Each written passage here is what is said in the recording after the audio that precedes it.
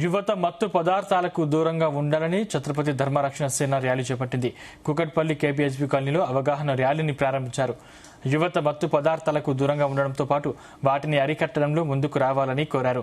బంగారు భవిష్యత్తును మత్తు పదార్థాలు చిత్తు చేస్తాయని తెలిపారు.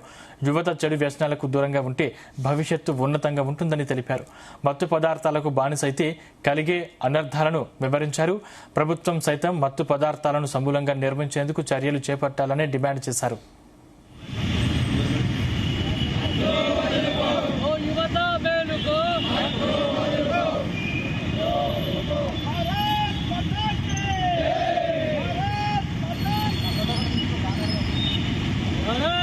చాలా చోట్ల కాలేజీ స్కూల్స్ లోను చిన్నప్పటి నుంచి చాక్లెట్ రూపంలోనూ అనేక రకాల రూపములు పిల్లలకు అలవాటు చేసి మరి యువతని కలగొట్టడం జరుగుతూ ఉంది.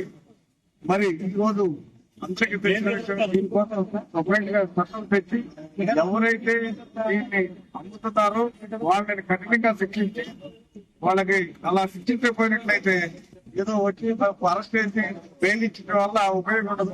మనకి తీవ్రమైన కానీ చేపట్టినట్టయితే మత్తు పదార్థాలు సప్లై చేసే వాళ్ళందరినీ కూడా ఎవరైనా యాక్షన్ తీసుకుని ఎప్పుడైతే చేయగలుగుతామో యువతని మనం కాపాడుకోగలుగుతాం. ఎప్పుడైతే యువతను మనం కాపాడుకుంటామో దేశ అభివృద్ధి, రాష్ట్ర అభివృద్ధి ఎంతగా అవకాశం ఉంటుంది.